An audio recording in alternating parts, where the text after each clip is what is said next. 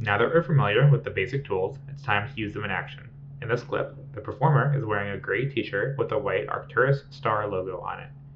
We'll go through the clip and remove it using the clone tool and our projection tools. Let's start in the first segment, frames 142 to 156, and zoom in on the chest where the logo is located. We'll begin by painting out this logo on this one frame without using any links or sequence projection. Using broad strokes, we'll use the clone tool to replace as much of the logo as possible, project it with B, and continue until the logo is completely removed. Like always in Mari, we'll set the source point by holding Control and clicking, and then paint from the source as usual. We'll touch it up a little around the edges as we go. In a real production environment, we might want to take quite a bit of care to preserve the stippling on the shirt and make sure the correction isn't obvious. But for the purpose of this tutorial, we'll stick with a fairly quick approach that looks good further zoomed out. Now that the logo is completely removed, we'll transfer our work to the subsequent frames. Select the entire segment, frames 142 to 156, and add a link. With these frames linked, anything we project onto any one of them will be transferred to the others. Since we're happy with this first frame, we'd like to copy the changes to this frame onto the rest of the frames in the link. Position the camera so the whole logo area is clearly in the center of view, and then, using the clone tool, place the source point directly under the brush. Then, without moving the mouse, start painting to copy the prey directly under the brush up into the paint buffer. It won't be noticeable at first, since the paint buffer is identical to the paint below, but we can pan or rotate the camera to verify what we have captured.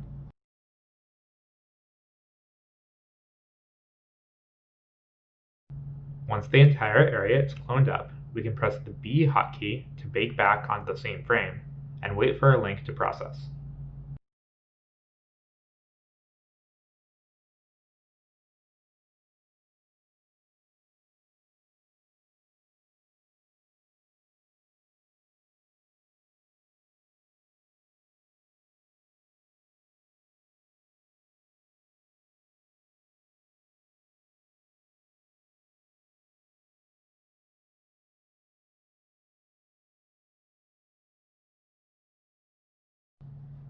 It looks like we didn't cover the entire logo, as you can see the bottom of the star poking out on some frames.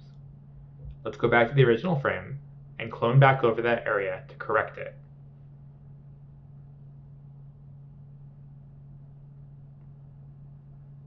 Once we've cloned a large enough patch, we'll press B to reproject.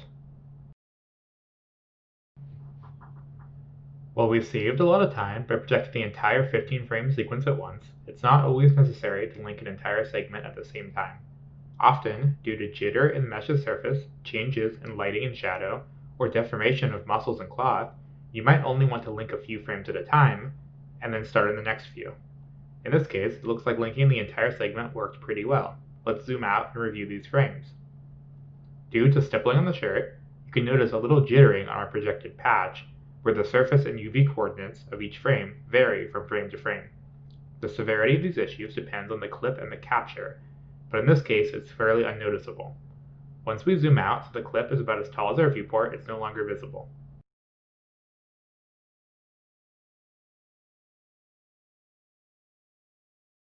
Let's move on to the next segment, frames 157 to 172. Judging by the results of the first segment, it looks like using links to correct the segment will also work great. However, for the purpose of this tutorial, we'd like to demonstrate working with sequence projection, so we'll take another approach to correct this part. Let's start by cloning the paint from frame 156, the last frame in the previous segment. We'll work the same way we did when we were link projecting from frame 142.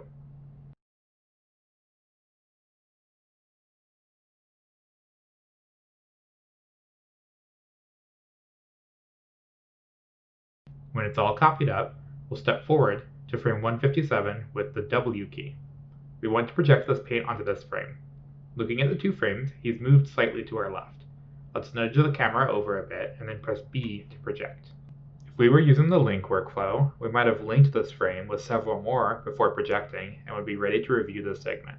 However, since we're going to use sequence projection, let's start by cloning up the paint from this frame. With both of these approaches, we've started by completely painting the first frame we'd like to use before moving on to copying paint from other frames. If you prefer, you can keep all of your paint in the paint buffer and then project onto every frame at the same time, even the first one. This will mean less undo steps if you don't like your result, and can avoid accidentally overlooking undesired changes in the first frame. On the other hand, painting the first frame perfectly before moving on can make it easier to progressively refine your edits. We typically paint the first frame, but can use either approach depending on the surface. Now that the paint is cleaned up, it's time to start preparing to project it. Unlike with links, we're going to be specifying where the paint is projected each frame.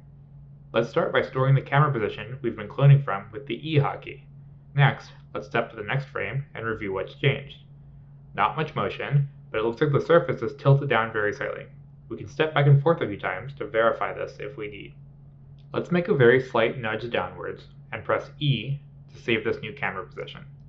To review, we can hold Control and plus Q and W to step to the frames and their stored positions. This seems to be tracking the motion correctly, so let's move on to the next frame. Next is more downwards motion. We'll correct this again with a tiny bit of rotation and then a very slight nudge. As we compare, we can try to make sure that the Arcturus text stays as close to still as possible, allowing for the bit of jitter inherent to the capture. Over the next several frames, the logo continues to move uniformly downwards. Let's try out another feature, the transformation tween option, to try and speed up setting these positions. Stepping forward to frame 165, let's try and set this camera position correctly.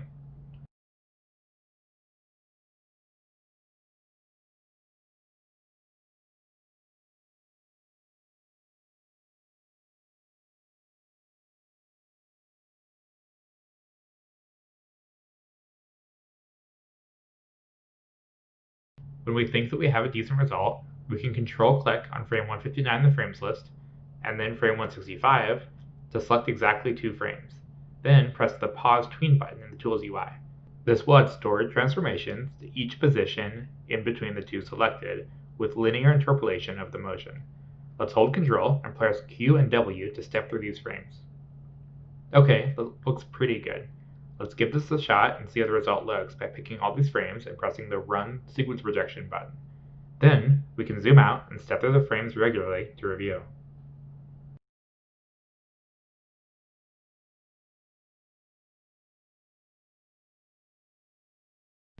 This looks pretty good. If you don't like the results, you can undo to directly before the sequence projection and refine each camera position as needed. Note, however, that storing or removing camera transformations can't be undone, only overwritten. For the purpose of this tutorial, let's go ahead and undo all these projections so we can finish storing transformation for the rest of the frames. Using the Pause Tween button worked well, so we can try that approach again for the last 7 frames. Stepping through, this is once again a single linear motion. We'll double-click on frame 165 to restore that frame and camera position as a starting point, and then select frame 173 and reorient our camera to suit 173.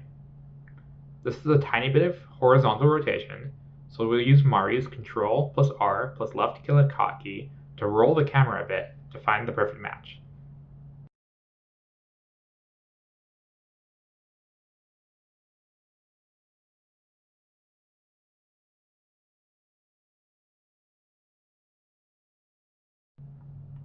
When that's ready, we can once again select our start and end frames, 165 and 173, and press Pause Tween. Review by stepping through the frame range with Control plus Q and W and looking for inaccuracy. If there are any issues, we can re-project 173 and then re-tween the transformations, or even add another point in between, say on frame 168, and make 2 tweens.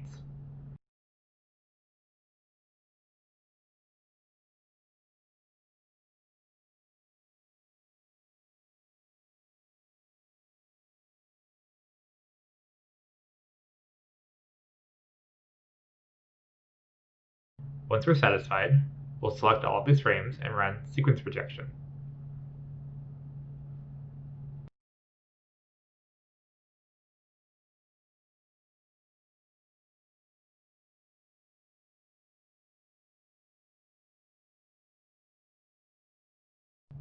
Now that we've finished with this segment, we can review both of our segments to compare and contrast these approaches. Most noticeably, the jitter present in the first segment isn't present in the second. Because sequence projection takes complete control of what paint is projected where, instability or jitters in the source data won't be preserved when projecting. With some data and some subjects, this higher level of quality might be preferable. Typically though, links can produce great results. Also, it took us much longer to repair the stored camera transformations. They're still saved until we replace or remove them, so we can make further refinements and reproject as necessary, but they take some manual setup and review, and poorly animated transformations can stand out on final textures.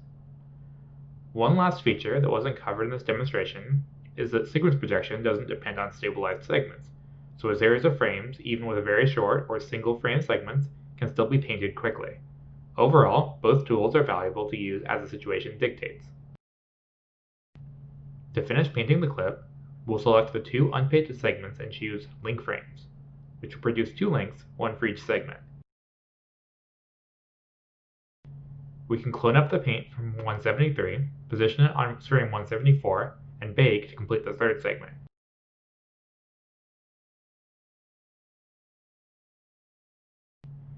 Note that even if we're not using sequence projection, we might want to use stored transformations for reference. We can double-click on frame 173 to return to its stored position after cloning. We can store position on 174 and step back and forth to compare the alignment before baking on frame 174.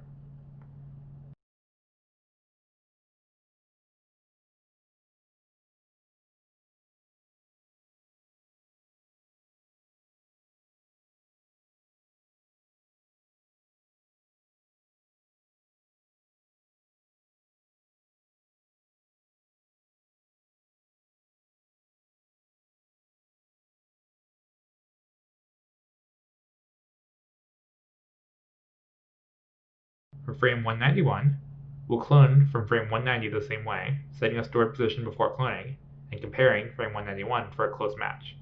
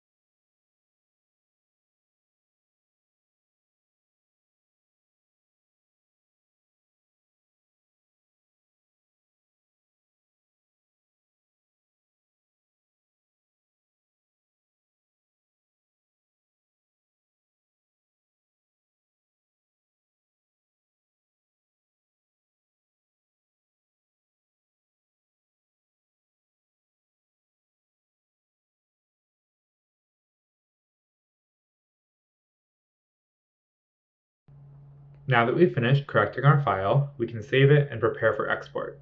One last thing to note is that with the links and stored transformations we made will be saved with the Mari project and restored when we open the project back up.